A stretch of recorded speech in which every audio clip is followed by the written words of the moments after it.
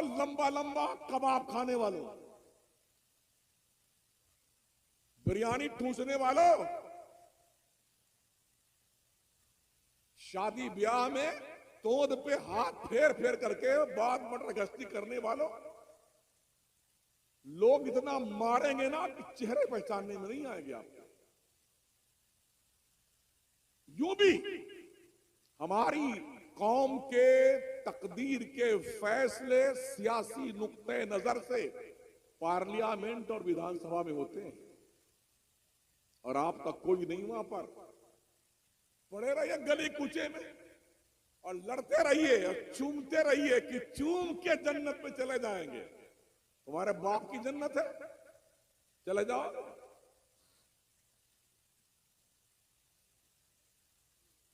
तुम्हारे अब्बा ने जन्नत बनाई थी क्या? वेटिंग लिस्ट टिकट लेकर के और थर्ड एसी में घुस जाओ। जिनके पास कंफर्म टिकट था जन्नत का, VVIP का, वो रात रात देर रो करके अपने रब को मनाने की कोशिश करते हैं। ओ पापियों, कौम की कमाई लूट कर खाने वालों, गरीबों का हक खा जाने वालों, भाइयों के हकूक पे डाका डालने वालों, आवाज ये तबाह का शिकार होने वालों, अय्याशियों की सैर सजाने वालों, तुमने इतनी आसान जन्नत समझा?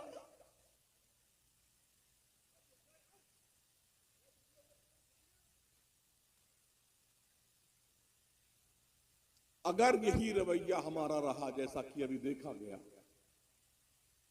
तो वो दिन दूर नहीं है, ये जो हजरात तशरीफ लाए थे तारीख देना बंद कर देंगे। यूपी बिहार की तारीखें जल्दी देते भी नहीं ये लोग, इसलिए कि लोग सुनते कम है, जंगलीपन ज्यादा करते हैं। जंगलीपन। लोग कहते हैं यार मौलाना बहुत सख्त बोलते हो आप कम में ऐसा करते तो हम क्या करें भैया?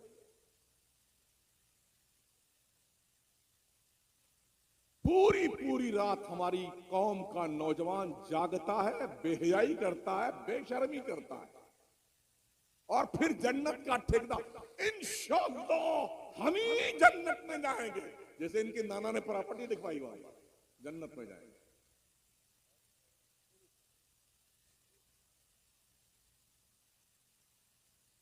आखिर आमना का लाल क्यों रोता था रात भर? अम्मा आयशा फरमाती है, रसूल रहमत जब रात में इबादत के लिए उठते ना, सजदे में जाते तो दिल के अंदर ऐसी धड़कन होती, हमें ऐसा लगता शायद पतेली में कोई सालन पक रहा है।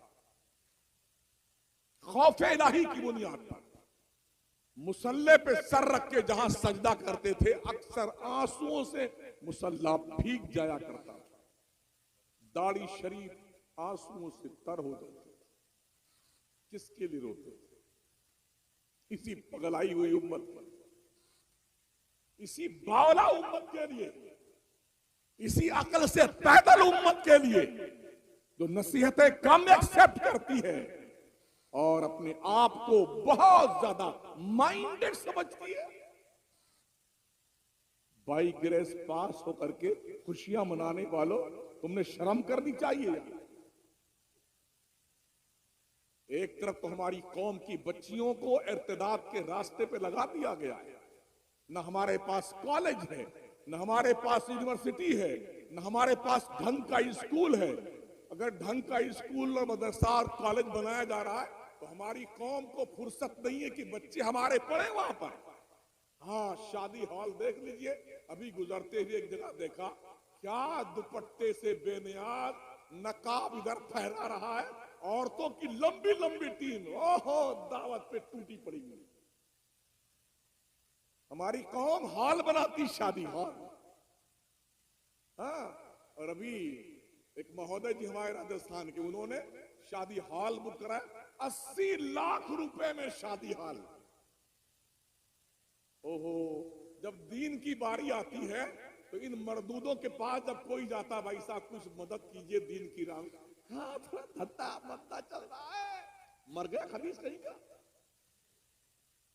तेरा जनाजा निकलने लगा।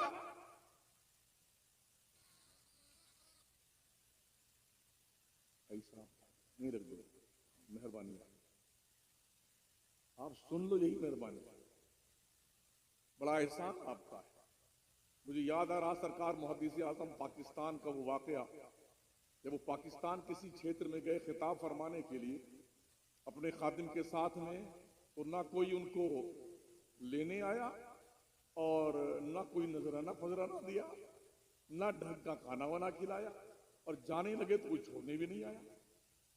तो जब दूर कुछ निकल गए तो खादिम ने कहा, हुजूर बड़े कमीने लोग, बदमाश खबीस कहीं के नालायकों ने बुलाया, हमको रिसीव करने भी नहीं आए, छोड़ने भी नहीं आए, किराया भी नहीं दिया। सरकार मुहद्दिस आज़म पाकिस्तान फरमाते, बेटे ये इनका एहसान है कि इन्होंने मुझसे मेरे नबी की बात तो सुन ली है, यही इनका करम है। तुम ये भी नहीं सुनना चाहते यार, तुम्हें क्या माना जाए? कुछ तो अकल वाले रहे होंगे इस मजमे में, या सब पगले थे? सब अकल से पैदल थे क्या इस मजमे में? ये पंडाल किसके लिए लगाया गया था? इहतमाम किसके लिए किया गया था? जो भी वो मुबल्लिग, जो भी आलिम जहां कहीं से भी आया है, क्या तासुर लेके गया होगा? ओ संभल और जोया के मुसलमानों, कुछ तो हया आनी चाहिए तुम्हारे को।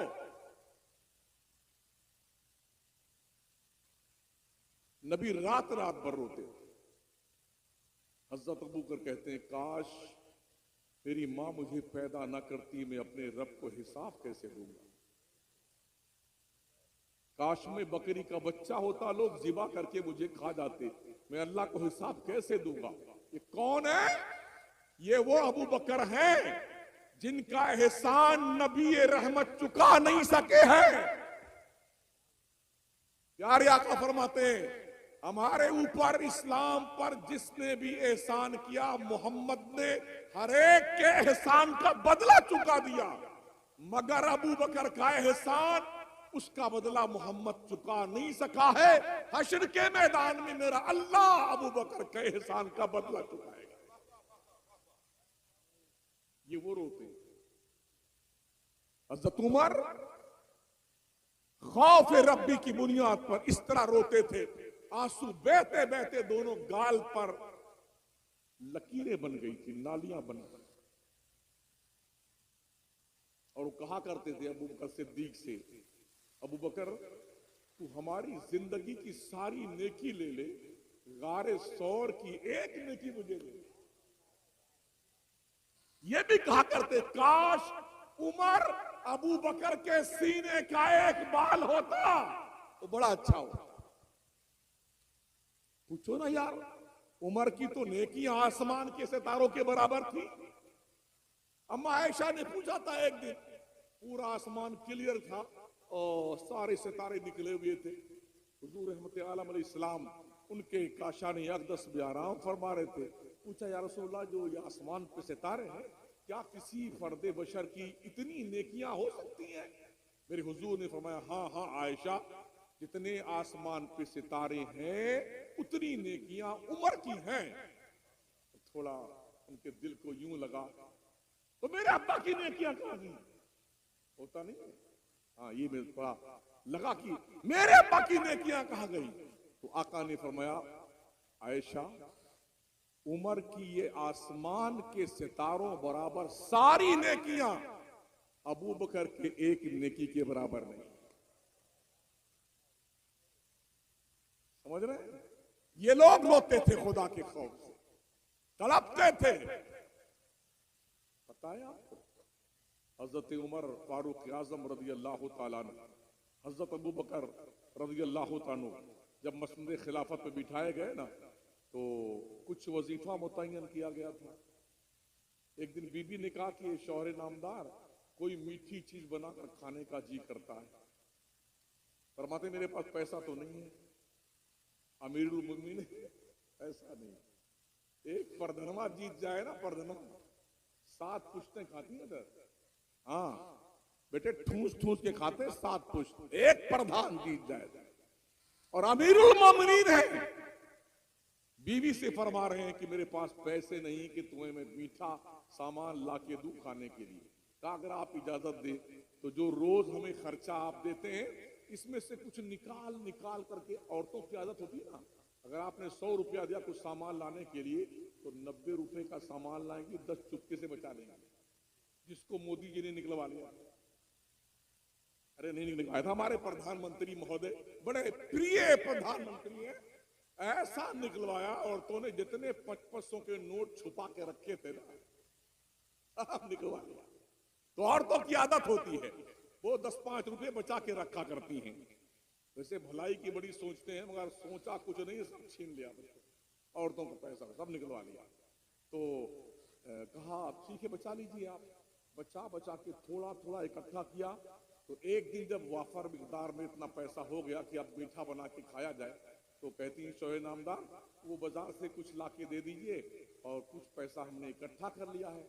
तो सिद्दीक अकबर ने फरमाया तजर्बे से ये बात साबित हुई है, पर डे जो हमें खर्चा मिलता है बैतुल माल से, पर डे इतना पैसा ज्यादा मिलता है, लिहाजा अपनी तनख्वाह में से उतना पैसा कम करवा दिया, और जो जमा किया था वो सारा उठा के बैतुल माल में जमा कर दिया। तो अल्लाह का शुक्र अदा कीजिए, मीठी मीठी चीज मत खाइए। ये है अमीरुल मोमिनीन हजरत उमर फारूक आजम। आपकी बीवियों में से कुछ लोगों का अब तो अल्लाह ने फरावानी दी है, कैसरो किसरा की ममलकतें कदमों में आ गई हैं, तो कुछ तो अच्छा पैदा कीजिए, अच्छा खाया कीजिए। हजरत हफ्सा ने जाकर के अपने अब्बा हुजूर से लोगों की सिफारिश के जरिए पेश किया, ऐसा लोग कह रहे हैं। हजरत उमर का चेहरा गजबनाक हो गया। फरमाते हैं मेरा नबी जिंदगी गुजार कर गया, हमने उसके दस्तरखान पे बैक वक्त 2 सालन नहीं देखा, सूखी रोटी नहीं खाई, सूखी रोटी खाई, कभी चुपड़ी रोटी नहीं खाई। नहीं, इसी हाल में गए। हजरत अबू बकर इसी हाल में गए, सोते थे तो जिस्म पर बाज़ाब्ता तौर पर चटाई के निशानात बन जाते थे। आज 8 इंच के गद्दे पे हमें नींद नहीं आती है। ये मोटका सेंट है, सटिया गया है, इसके दिमाग की नसें हिल गई बेटे की। बड़ा पैसा कमाया, मर्सिडीज गाड़ी में घूमता, फॉर्च्यूनर में घूमता। बेटा मरेगा, जब तुम मरेगा ना, तेरी औलाद तेरी फॉर्च्यूनर छुपा के रख देगी, इस मरे हुए बाप के डेड बॉडी की हवा न लगने पाए। इसलिए अक्ल के नाखून ले लो। वो अमीरुल मोमिनीन जिसके हुकूमत का प्रचार पूरी दुनिया में, और जिसके ख्वाब से जमाना दरसता था, सूखी रोटी, पेबंद लगे कपड़े पहनते, मेंबर नबी भी खड़े हुए, फरमाते हैं लोगों, जब तक उमर दीन की बात करे, दीन पर चले, तब तक इसकी बात मानना। अगर खुदा ना खास्ता उमर लाइन से हट गया तो तुम क्या करोगे? एक बुढ़े साहबी बिल्कुल पीछे बैठे हुए थे, जल्दी से उठे, तलवार निकाली, कहा जब तक उमर ठीक ठीक चलेगा तब तक तो हम उसकी पैरवी करेंगे, और जिस दिन टेढ़ा हुआ ना, इस तलवार से उमर को सीधा कर देंगे। ये जुर्रत इस्लाम देता है गरीबों को, नातवानों को, मजदूरों को, गुलामों को, कि मालदारों के आंखों में आंखें डाल के बात करने का हौसला इस्लाम देता है।